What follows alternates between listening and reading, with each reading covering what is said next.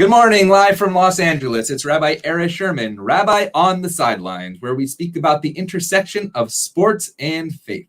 This morning, we are joined live with Coach Phil Martelli, Associate Head Coach of the University of Michigan, 34 years at St. Joseph's University in Philadelphia, 6 Atlantic 10 titles, 3 Atlantic 10 championships, an Elite 8 in 2004, where his team went 27-0, the 2004 National Coach of the Year, live from Philadelphia in his hometown, Coach Phil Martelli. Coach, it's so great to have you.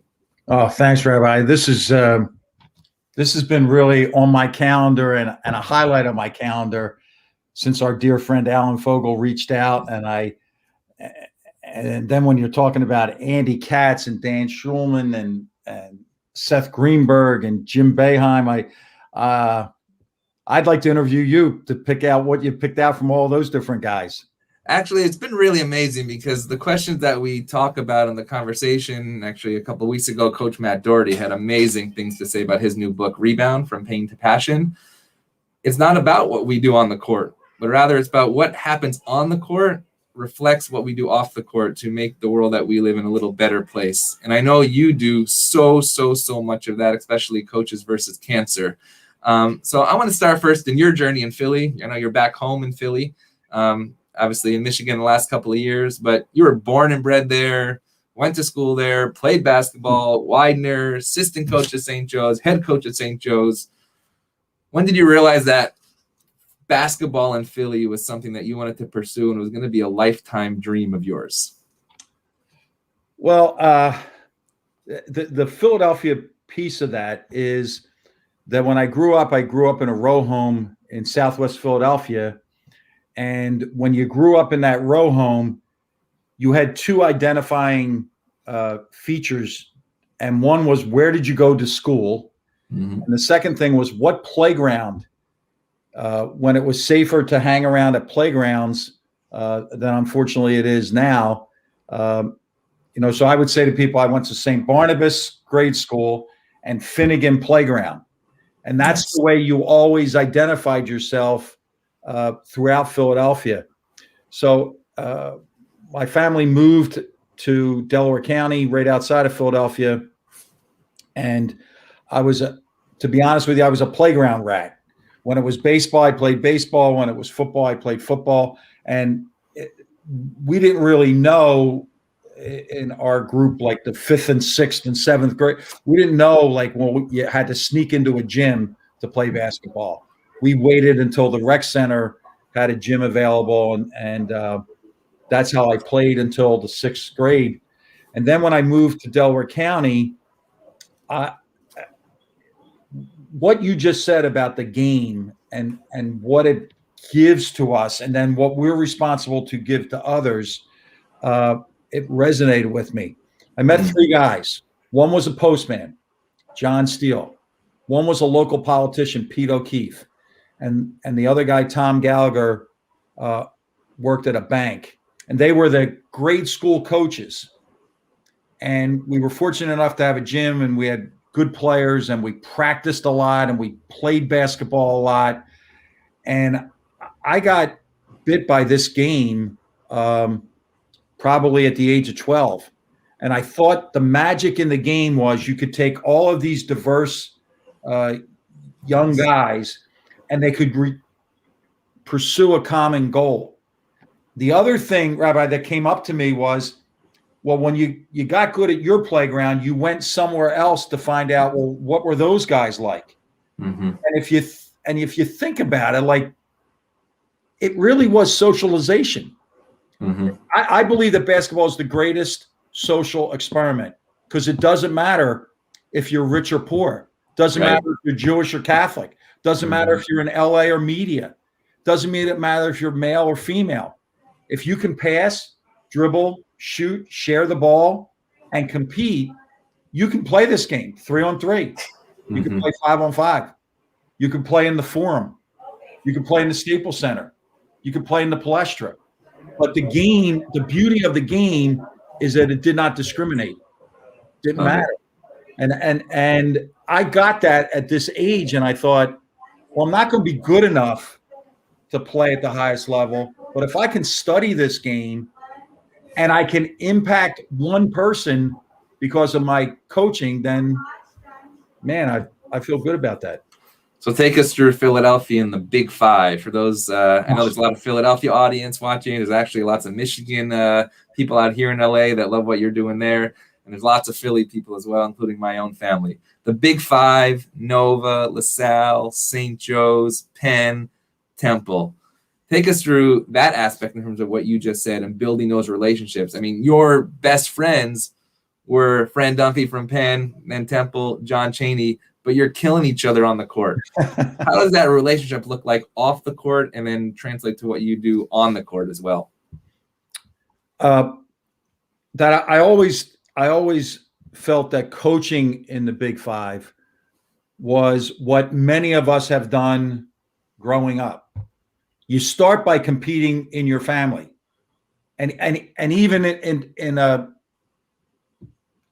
small way, maybe a silly way, you would compete your report card against your sister's report card, your brother's report card, and then you went out on the street, and the people that lived on your street, and you said, "Well, I'm better in stickball than that guy," and you build this thing all the way up, and to then get into the Big Five and have that opportunity where you're representing more than your school, because you know that there's an office building where they're going to have coffee the next day, and there's going to be a graduate of Villanova, and he's going to have a lot to say about the St. Joe game. Mm-hmm. And there's somebody from St. Joe's that's going to have a lot to say with the Temple game. It may not be Temple St. Joe's, it might be Temple Louisville, but they're going to have a comment, but they're going to be very parochial. They're going to be into their school. They're going to root for their school.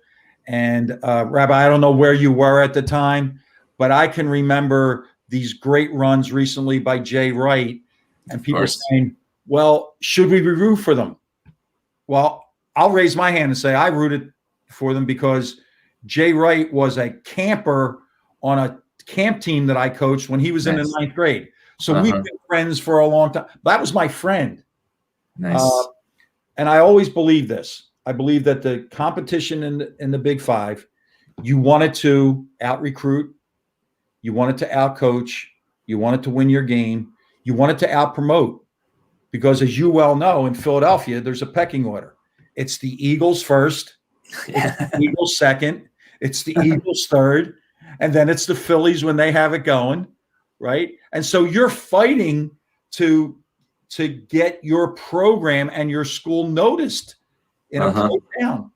And so I would always say that. Like I always wanted to be the guy that was known that I had the best camps.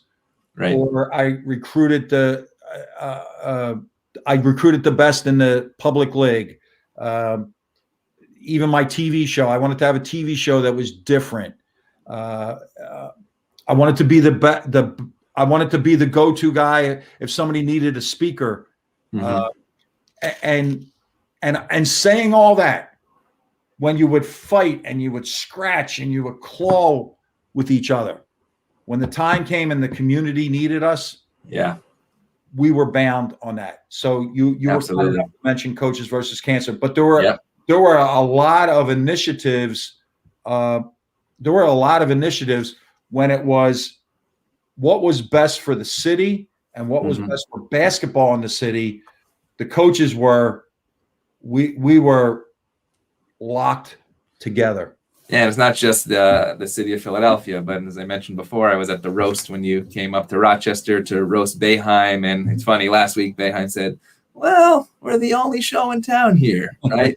In Philly, as you just said, it's Eagles, Eagles, Eagles, some Phillies, and maybe some Sixers, and then all of a sudden the rest of you, and now you're at Michigan, right? A small school in a big pond, and now Michigan, a big school in a small pond. Where I believe you were quoted that said, a 40-person staff meeting now turned into a 400-person. What's that like now in Michigan with Coach Howard coming back and really being that big fish in a smaller city, if you wish, but being the only show in town? How's that transition been for you? I have to answer this. I don't know how the transition's been. And I only say that because I went in June of 19. Mm-hmm. And on March 1, we were shut down. Right. And basically it was like, okay, go home. Mm-hmm. And I was home for 4 months. And then we came back and no fans. Right. Nobody coming into practice. Really, Rabbi, nowhere to go at night. Like, I honestly believed that coach your team, recruit your future teams, but be a face and a voice for your university were the 3 prongs of the job.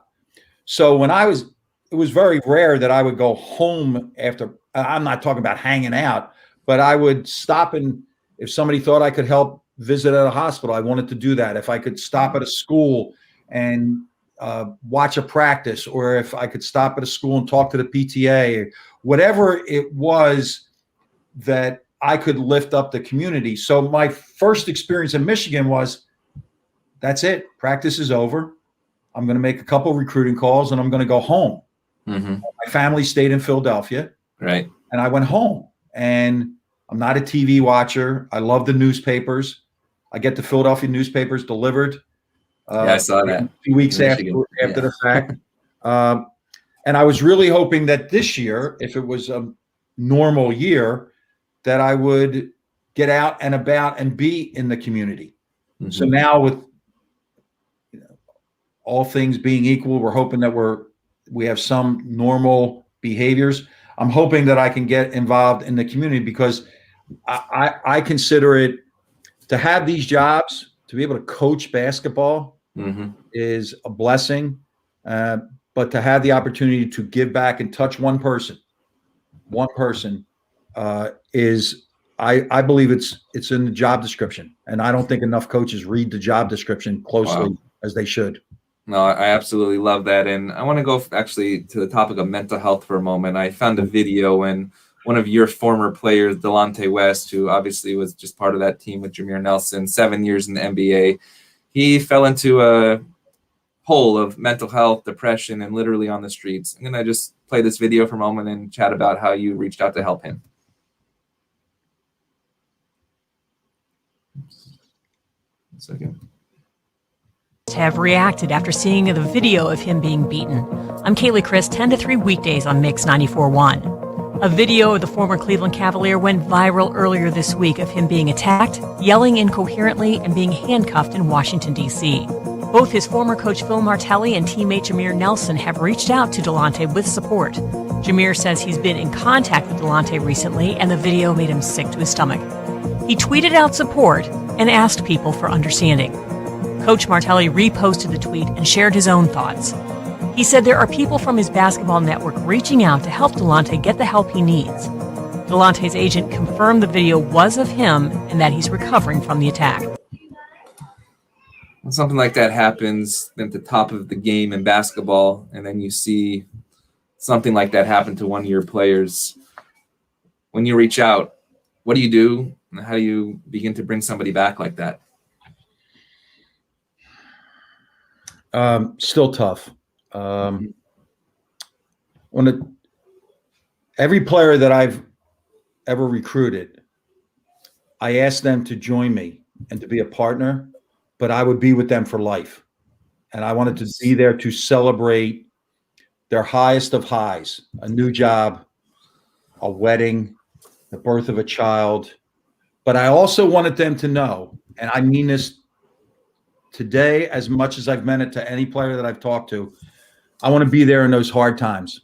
Mm-hmm. I want to be there, the loss of a job, the loss of possessions, the loss of a loved one. And so when all of this has transpired with Delonte, I haven't gone back on my word. And I'm not looking to be applauded for that. Right. But it's what I asked you to agree to. So just tell me. And I think the hardest thing with mental health in Delonte's case, or was ever, I don't know the answers. Mm-hmm. I didn't have any magic words. and I, speaking for Jameer in the same way, like, we didn't have a pocket full of money that could change everything. Right. But it sounds simplistic, but basically Delonte knows we haven't changed our phone numbers. Love it. We haven't changed our hearts. Mm-hmm. And Rabbi, this mental health and all that these young guys, prior to the pandemic, all the adulation and all the attention and all the social media rumors that they deal with, I think it's really daunting, not just for a basketball player, but for a young kid. Mm-hmm. Look, we stand with him. We stand with them, and I don't want to get into a whole lot of it. No. It is personal, but you jump on board. So we're on the ride with him, and the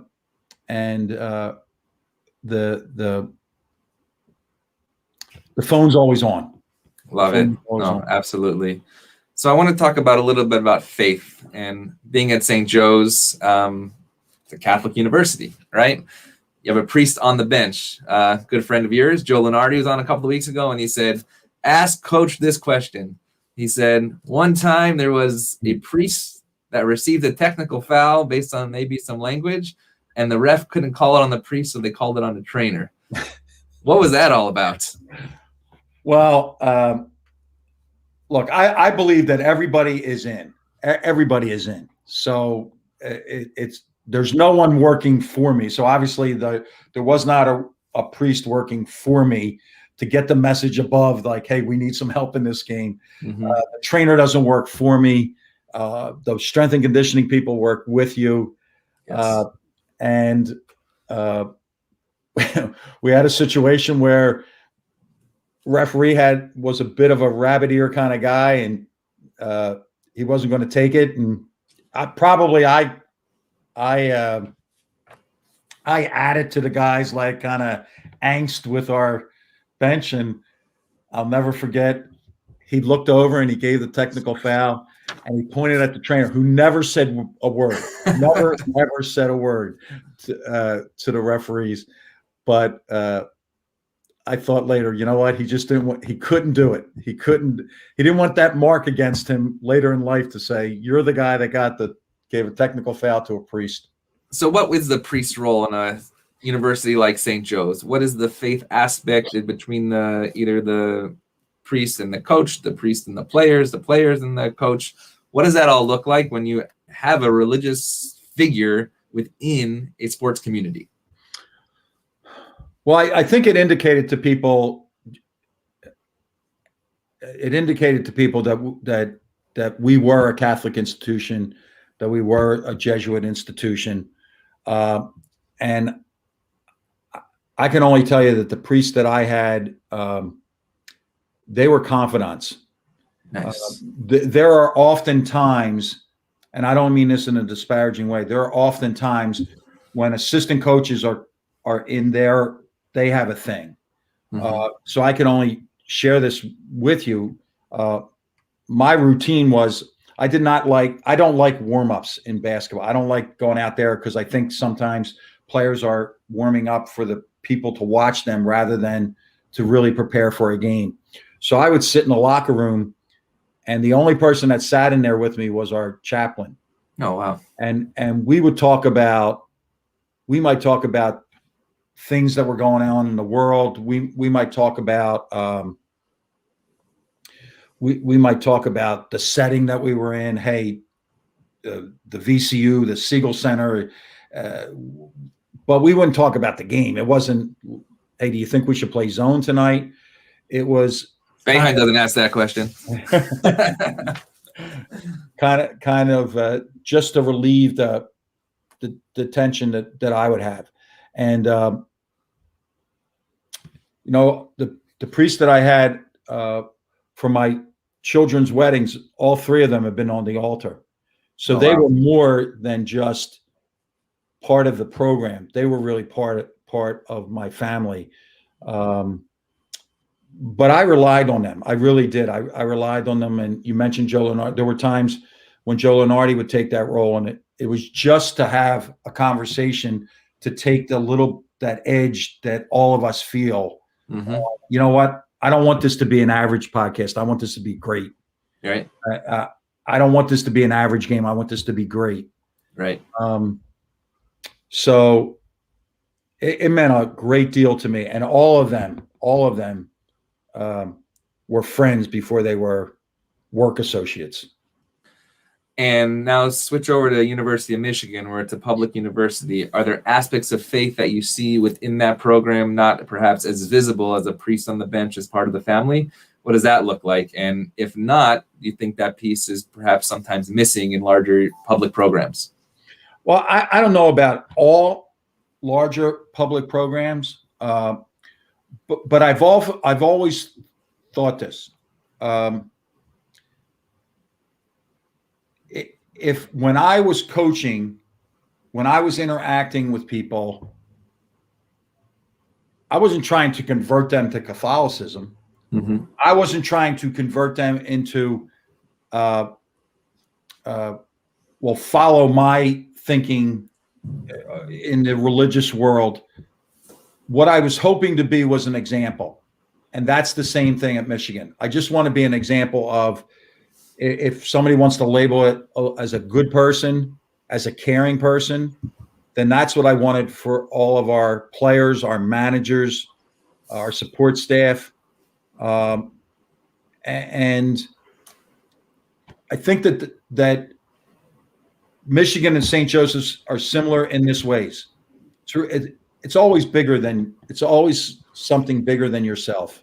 Absolutely. Something bigger than a game. And it's something bigger than your program. There's always something going on. And if I could just divert for a second, that's why I was so proud of college basketball in September, October, and November. Mm-hmm. The drive to get kids registered to vote, however they were going to vote. That was in a way a faith experiment. Mm-hmm. Because they had to become knowledgeable, they had to become aware, they had to become active. Isn't that what we all want in our faith? Love it. Knowledgeable, aware, and active. That makes for, just this much, a little bit better person. Absolutely. No, it's wonderful to see that. And sports, as you said, social media being sometimes a detriment, but in this case, sports really being a time where they can help each other as well. You spoke about when you go to a university, really with St. Joe's, that you said it wasn't just basketball, it was the family way. You have a little guy, a grandson that loves basketball as well. So let's see if this video works, and we'll talk about this little guy. Telly, 19 years as the head coach. On the left, look at him with his arms folded. His grandchild, 4-year-old Philip Stephen Martelli. He imitates his granddad. He's even got his grease board, and he's 4 years old. Oh, that is beautiful. He's dressed in a coat and tie. Okay, my work is done. I think he's got. Tell us about him and that connection and that love for you, the love for basketball, and as you keep saying, right, it's a family way. It's a well, he's 11. He lives in Cranston, Rhode Island. And he has put away his grease board and put away his pen and put away his clothes, and now he's a player. Nice. And ironically, my wife and I are going there this weekend. His sister, who is 7, is receiving her first communion. Oh, so beautiful. He has an AAU game at 8:00 Saturday morning and 7:30 Sunday morning. And I said to him, if your parents are going to be okay with it, I'll go to the game, and then we'll go to church, and then Sunday we'll do the same thing. We'll go to the game in the morning and then go to church. And that was his DNA.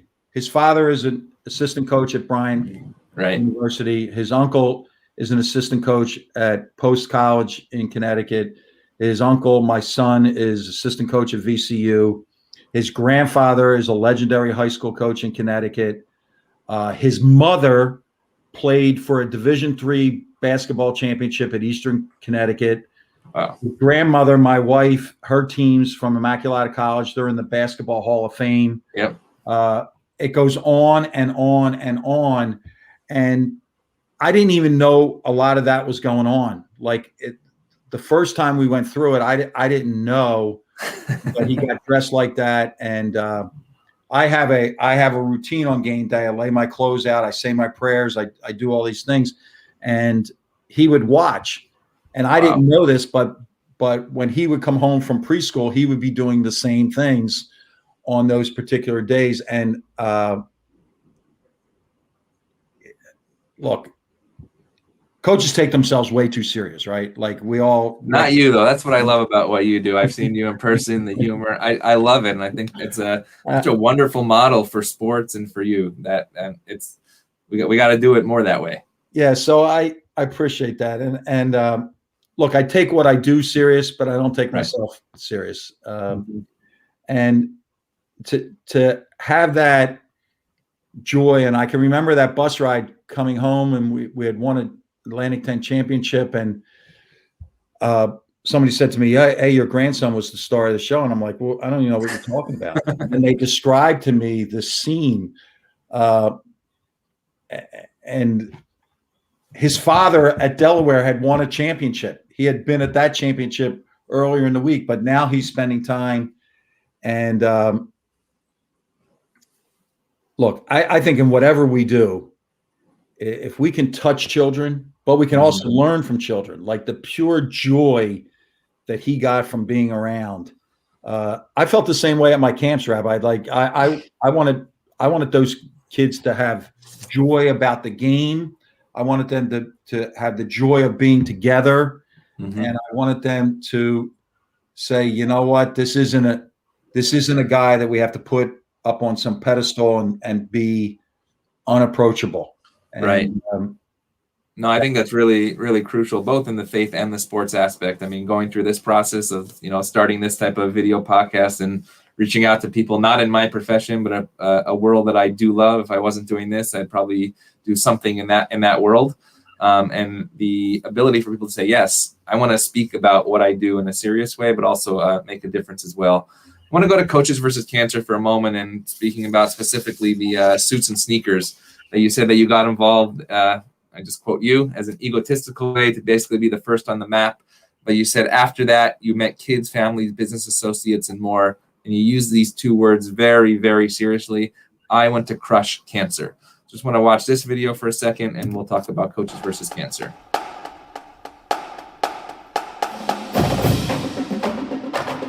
Hi, I'm Phil Martelli from St. Joseph's University Hawks. Coaches versus Cancer to me is an opportunity to give back to a community, a basketball community, and the Philadelphia community in general that has given so much to my family and I. What I would like to take from Coaches versus Cancer is all the courage, all the heroes, not just those who have battled, but their families, their friends, their business associates. We haven't done enough until we can read our newspapers and the words cancer-free are the headline. We have to crush cancer. Cancer takes no days off and is not discriminatory in any way, shape, or form. So to be involved in Coaches versus Cancer is an honor, but it's a responsibility. So I spent many summers actually with my brother and family at CHOP, and I've been on those boards that you and your players have been, and that's the job. It's to crush cancer. Take us through what that has meant to you. 12 years at the helm of the NABC and Coaches versus Cancer, doing that important work. What's that been like, and how's it made a difference? I go back to this idea, like coach, recruit, but what are you doing? What are you really doing to make a difference? And so when we started in Philadelphia, we came from nowhere. We had not one of the 6 schools in Philadelphia were raising any money at all in the 3-point challenge. And when I got engaged, and that's the reason I used the egotistical thing. Like I got involved in it, and I was saying like, well, how could Jim Boeheim in Syracuse raise all this money? Not thinking about impact all these lives, I was thinking about raising this money and making sure that Philadelphia basketball got on that top line. Mm-hmm. And when we got into it, and we ran a golf tournament, and we had a breakfast on the day after Selection Sunday, and our wives created a gala, and then we looked around and said, "What else can you do?" Well, you know what, Rabbi, there's 800 high schools in a circle around Philadelphia. How do we go to those young kids, and then how do they go to their junior high kids, just to make a difference? And it's not about raising $1 million or writing a check for $100,000. It's $1. It's selling a pencil at lunchtime, Mm-hmm. and putting that. And what are we trying to do? We're trying to make the quality of life for one family, for one patient, for one business associate, just have a quality of life that's a little bit better for one day. And then I love that. And then we can go to the next day, and then we could go to the next family. But, and I mean this, and I've heard people, and you've heard them, right? They make these great testimonies about, I beat cancer. Yeah, but that's not enough. It's not, and I'm not knocking anybody. Yeah, but we have to crush it. Cancer is straight up a bully, Mm-hmm. right? It's the bully in every schoolyard all over this country, and it's been around forever. So how do you beat a bully? You walk up to the bully, punch it right in the square in its head. And then what does a bully do? It runs. So It sounds simplistic, but that's why I'm into crushing cancer. Mm-hmm. And when it happens, it's going to be because of all those families that I've met. And so actually, I run a basketball camp here, so called Sinai Temple Basketball Camp. We have about 100 kids. Right now we're at 50 because of capacity. Last week we sold out our registration in 10 minutes, but each we call it high level basketball, high level values. And publicly, I'm going to say right now, our project is going to be this summer, Coaches versus Cancer. And we look forward to contributing that dollar, that pencil, that quality of life to Coaches versus Cancer and getting the word out here in LA as well. So that's important to us. It's beautiful. I want to go to the NABC. You just won an award, the Guardians of the Game. And I quote, "Phil is the real deal. He cares deeply for people, especially student athletes and coaches, very passionate about the game." And as part of that bio, you were head of the NCAA Division I Men's Basketball Ethics Coalition, right? There's a lot about college basketball and sports and corruption and everything like that. What comes to you as the head of the Ethics Coalition, and how do you improve the game and the college lifestyle and the quality of life through that role as well? Well, one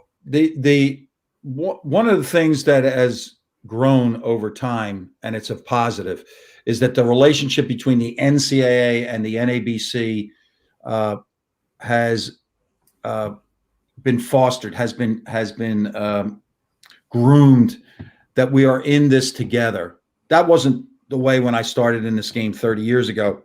It was the coaches are over here doing their thing, and the NCAA is over here, and now we're here in the goal of, yes, the game, because the game is about these student athletes, but also coaches. I mean, and many times the NABC has taken off on these ideas of the guardians of the game, and that's what that award became, the guardians of the game.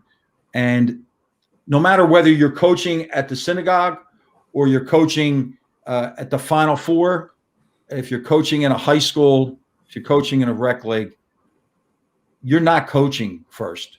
You're teaching first. Love it. Yeah. And I think that if we can get coaches at all levels to come together as teachers of the game. What game? The game of life. Mm-hmm. The game of basketball. And if it's a baseball, then you're teaching baseball.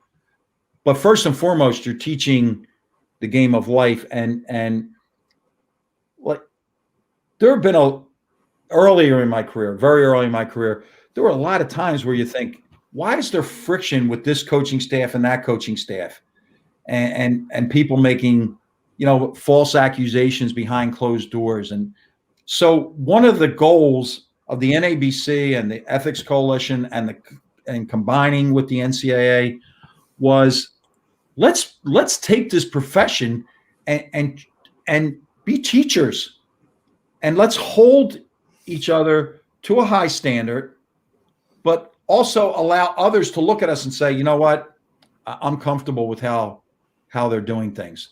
And where we are today doesn't compare to where we were when I started this game. Yes. But and Jim Boeheim was one of the people that I approached and said, you know what, I'd like to get involved at a higher level in terms of the profession. And that has been a real plus in my career, to be a part of growing the profession and growing the respect for the profession. So I have a mundane question from a good friend of ours, Sammy Lawrence at University of Michigan. Coach, do you have an order at Zingerman's? You know, don't tell anybody, but I've only had Zingerman's twice, and their roast turkey was unbelievable. And we have a young lady who was our head manager. She's graduating Saturday, and even though I'm in Philadelphia, she invited me to her socially distanced graduation party. It's being catered by Zingerman, so I'm going to miss that. But I might ask her to just. There has to be a way for them to send me a sandwich here in Philadelphia. Well, that's funny that you say that, because I'm coming to Philly next week, and the first stop is at Famous and 4th Street for a lox and bagel. So I totally hear you. A couple more questions from our audience here. What did you learn most from Coach Chaney?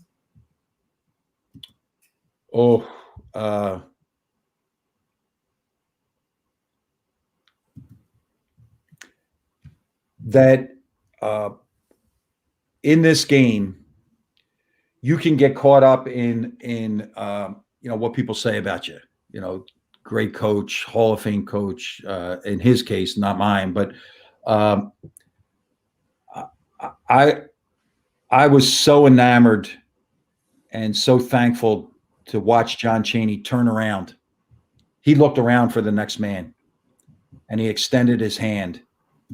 And whether it was the guy selling pretzels outside the Palestra, whether it was the security guard at the Liacouras Center,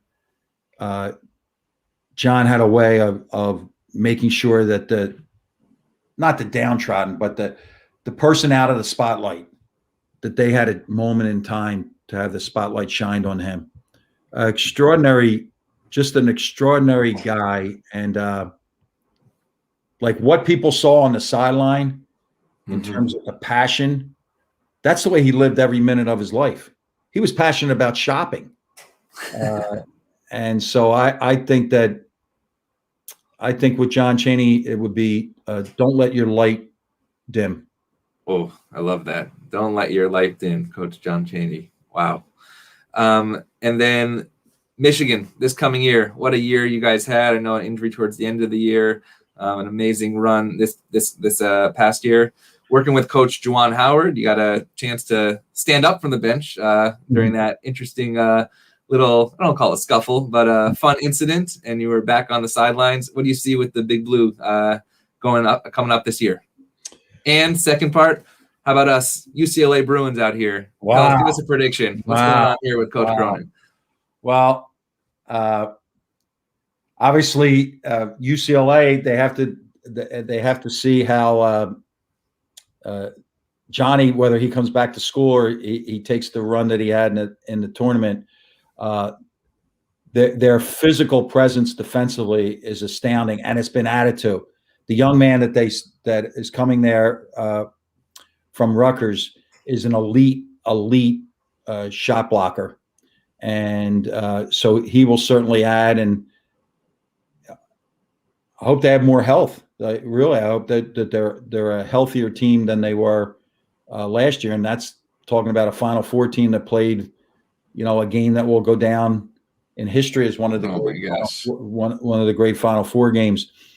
For us at Michigan, it's going to be how quickly we can get our young team to eat solid food, so to speak. We are going to have, because of the additional year being given to everybody, we're going to have 11 freshmen. Now, one of those is Hunter Dickinson, but technically, eligibility-wise, he's a freshman, along with Terrence Williams and Zeb Jackson. So, again, if you want to get caught in the social media world, and we have the #1 recruiting class, yeah, but they're young guys, young kids in a man's league, the Big Ten. But welcoming fans back will be exciting. Yes, I went to my first baseball game yesterday with my kids, and it was amazing to hear somebody cheer when something happens on the court or on the field. So I'm very, very optimistic, and you've used it earlier. Juwan Howard is the real deal, and I want to go and serve, and I want to go and learn, because I think every day that you can teach and every day that you can learn, I think that's a great day. Well, that, in fact, actually, we have Sonny Spira, former Syracuse alumni. Love Coach Martelli. Heard him at many coaches' clinics. Tons of knowledge and great style. I think what you said, in fact, is exactly what we do here on this podcast as we conclude today. When you said to learn and to teach every single day before we say the declaration of our faith, Hear, O Israel, the Lord our God, the Lord is one, we say these two words in Hebrew, Lilmod u'lilamed, that our job is to learn and to teach. Wow. Coach, that's exactly what you do at St. Joe's University of Michigan. More importantly, off the court, for the amazing, as you said, affecting the quality of children's life and adults' life, one life at a time, one moment at a time. We want to give a big shout out to Coach Martelli, but most importantly to Alan Fogel, our good friend who has connected us. Coach, when you're out in LA, we hope you visit us at Sinai Temple. And I hope to see you at the pretzel shop next week when I get to see my parents for the first time in over a year in Philadelphia as well. Coach, it's wonderful to have you. Good luck, and we'll see you soon. Thank you. Everybody out there, stay safe. Thank you.